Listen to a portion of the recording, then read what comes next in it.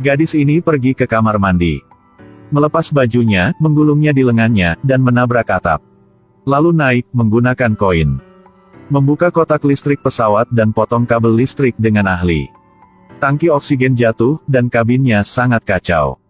Kemudian dia mencabut kabel listriknya, memperlihatkan kabel tembaga di dalamnya, dan menyodoknya ke dalam. Di kabin jadi gelap, dia bersembunyi di lift. Pergi ke gudang dan panggil nama putrinya. Benar, dia menggunakan caranya sendiri untuk menemukan putrinya. 3 jam yang lalu Kyle membawa putrinya yang berusia 6 tahun ke dalam pesawat. Setelah pesawat lepas landas, keduanya memutuskan untuk pergi ke kursi belakang untuk beristirahat. Ketika Kyle bangun, dia tidak melihat anaknya. Dia kembali ke tempat duduknya, tetap tidak bisa ditemukannya. Dia berkeliling di pesawat untuk mencarinya dan tidak dapat menemukannya.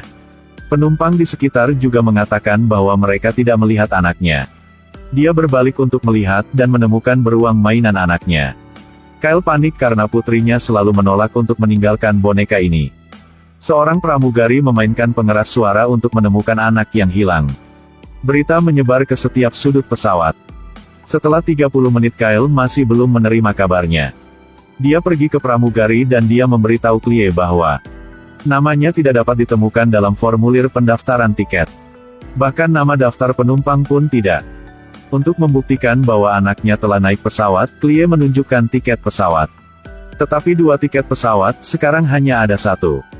Dia bergegas kembali ke tempat duduknya untuk memeriksa, tetapi tidak masuk akal bahwa dia tidak melihat ranselnya lagi. Tidak masuk akal, seorang gadis berusia 6 tahun tidak dapat mencapai ketinggian itu. Jadi dia berlari ke kamar kapten untuk meminta bantuan. Ketika dia mengetuk pintu, seseorang mengalahkannya. Dia adalah seorang polisi penerbangan. Setelah mendengar kapten bertanya pada Kyle apakah dia minum alkohol atau minum obat apa saja, mereka mencurigai Kyle memiliki masalah mental. Kyle mengaku 6 hari yang lalu dia minum obat. Tapi jangan mengandalkan itu, hanya karena 6 hari yang lalu suaminya meninggal. Dia minum obat untuk memulihkan semangatnya. Kali ini mereka naik pesawat untuk membawa suaminya kembali ke kampung halamannya. Peti mati suaminya tertinggal di gudang pesawat. Setelah mendengarkannya, kapten langsung mengkonfirmasi lagi. Ketika ditanya apakah ada yang melihat anak itu, pramugari mengatakan bahwa 32 anak di pesawat. Semuanya sedang duduk di kursi mereka. Polisi itu ragu-ragu sejenak dan kemudian mengatakan bahwa dia tidak melihatnya. Kyle mengatakan bahwa dia tidak memiliki masalah mental. Putrinya telah naik pesawat bersamanya, jadi dia langsung meminta kapten untuk menemukannya dengan pasti. Mungkin karena simpati, kapten memerintahkan penumpang untuk kembali ke tempat mereka, nyalakan semua lampu untuk mencarinya.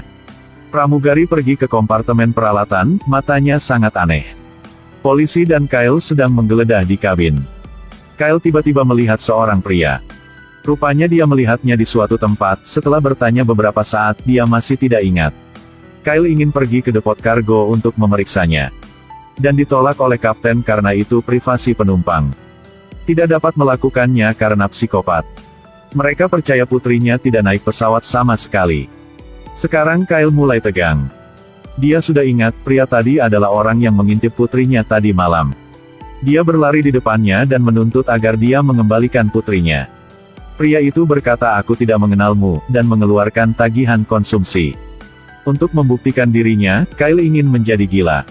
Dia bergegas ke pria itu, tetapi ditarik keluar oleh polisi. Polisi mengira bahwa putri yang naik ke pesawat adalah ilusi Kyle. Dia membantah semua yang dia katakan. Pada saat ini, kapten membuka kunci pintu sehingga semua orang bisa bergerak bebas.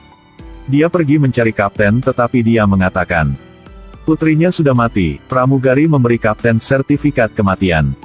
Membuktikan 6 hari terakhir, dia melompati gedung untuk bunuh diri bersama suaminya. Setelah mendengar berita itu, Kyle benar-benar hancur. Segera berlari untuk menemukannya seperti orang gila, pria itu menjatuhkan Kyle, menyebabkan dia pingsan. Ketika dia sadar kembali, seorang wanita yang mengaku sebagai psikiater mulai mendiagnosisnya. Dia perlahan menerima kenyataan, dia mengira putrinya adalah halusinasinya. Ketika dia melihat keluar jendela dan melihat gambar yang digambar putrinya. Pada titik ini dia percaya putrinya benar-benar ada. Dia tidak mempercayai siapapun di pesawat, tekad untuk menemukan anaknya bangkit dalam dirinya. Jadi dia mengatakan kepada psikiater bahwa dia ingin pergi ke kamar mandi. Polisi membawanya ke kamar mandi, membuka borgol. Kyle mulai bertindak, dia melepas bajunya, membungkusnya di lengannya. Hancurkan atap dan merangkak ke atas lalu potong kabel listrik. Dalam kepanikan, semua orang sibuk mengurus diri mereka sendiri, mengambil kesempatan gelap, dia masuk ke dalam lift. Dia pergi ke gudang tetapi masih tidak melihat putrinya. Dia membuka peti mati suaminya dan memberitahu mayatnya tentang apa yang terjadi padanya. Polisi datang dan menangkapnya. Karena kejadian itu, kapten memutuskan untuk mendarat sementara. Menyerahkannya ke polisi setempat, saat itu dia lupa menutup peti mati. Semua penumpang bertepuk tangan dengan gembira karena mereka menangkap psikopat. Kyle tidak keberatan dengan pikiran mereka. Dia hanya ingin menemukan putrinya, dia memohon polisi untuk membantunya menemukan putrinya, dia percaya putrinya masih di pesawat ini. Setelah beberapa saat ragu-ragu polisi setuju. Dia meminta pramugari untuk menjaga Kyle, dan dia datang untuk mencari. Tetapi dia tidak pergi ke kamar kapten, dia pergi ke ruang pemantauan dulu. Dia menarik tirai, menutup pintu, dan masuk ke kompartemen penyimpanan. Mengambil bom yang disembunyikan di peti mati. Lalu masuk melalui pipa ke kompartemen peralatan. Ketika perangkat bom ditekan, putrinya Kyle muncul.